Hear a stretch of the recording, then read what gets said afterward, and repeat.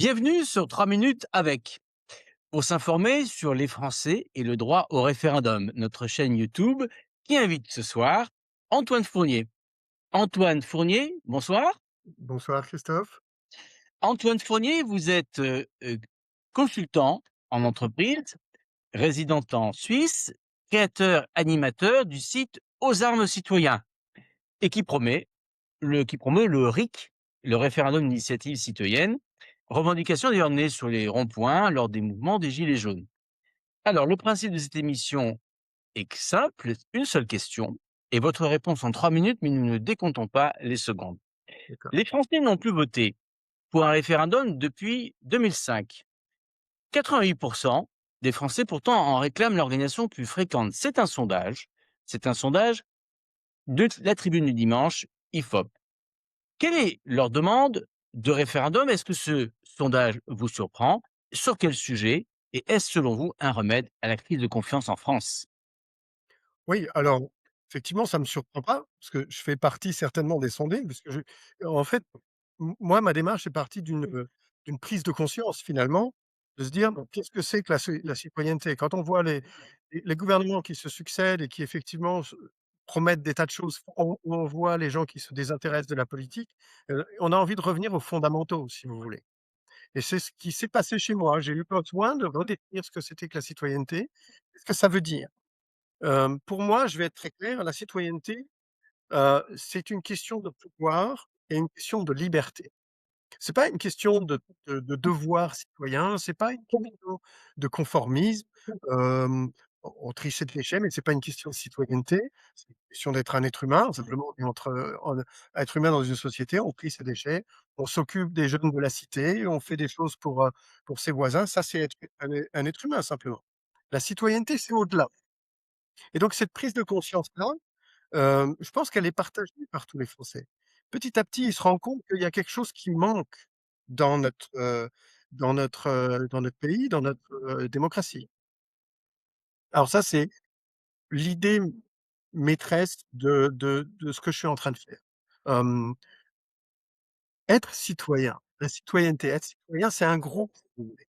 C'est un groupe qui recouvre qui regroupe tout le monde. Et aujourd'hui, on nous met dans des cases, petit à petit. Les citoyens sont mis dans des cases.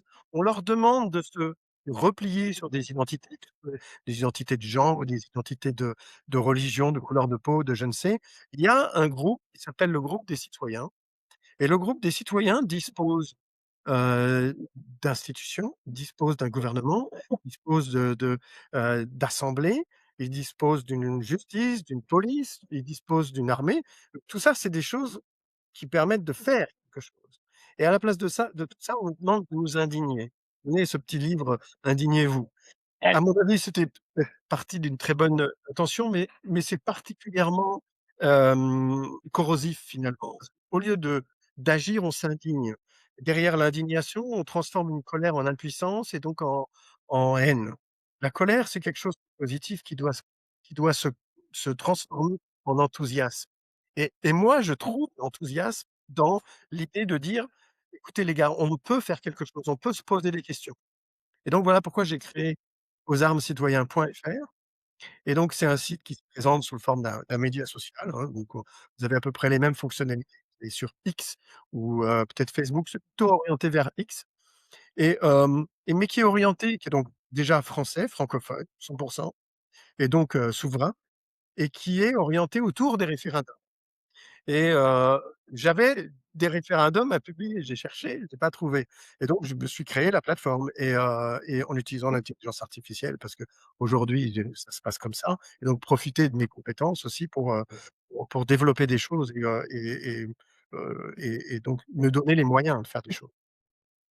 Et donc autour des référendums, permettre à tous les citoyens de venir créer leur compte. Ils ont un compte de citoyen et ils peuvent publier un référendum. Quand ils font ça, ils commencent à armer leur esprit. C'est pour ça, armer, aux armes citoyens, c'est armer les esprits. C'est pas d'aller prendre une fourche et une guillotine, c'est armer ses esprits de devenir citoyen, de considérer que la citoyenneté est quelque chose qui est nécessaire à notre démocratie, qui est le pouvoir et la liberté, et de l'exercer.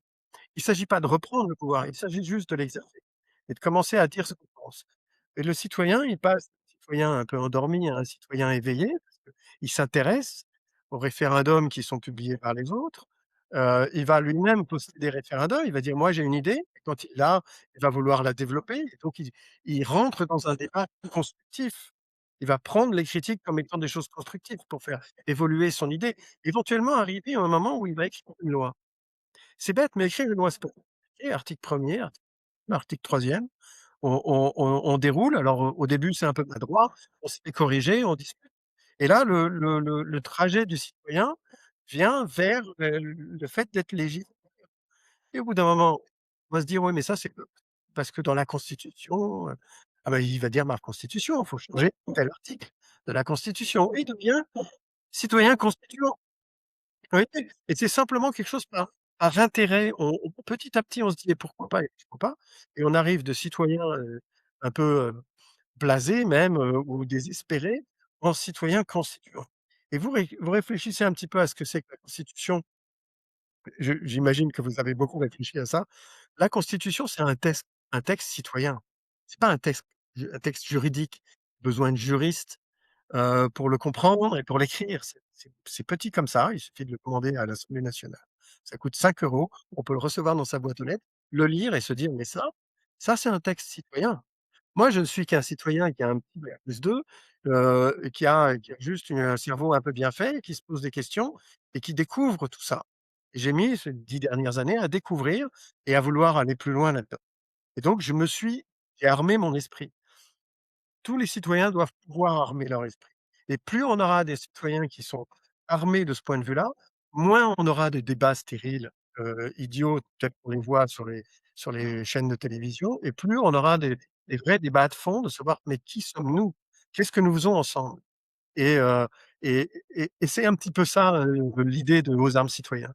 Donc venez sur citoyen.fr, créez votre compte, commencez à poser des questions, interrogez les gens qui ont proposé des médicaments, pardon, des c'est un peu le cas, des référendums, voilà, des référendums, interrogez-les et postez vos référendums vous-même. Et réfléchissez à ce que vous pouvez faire.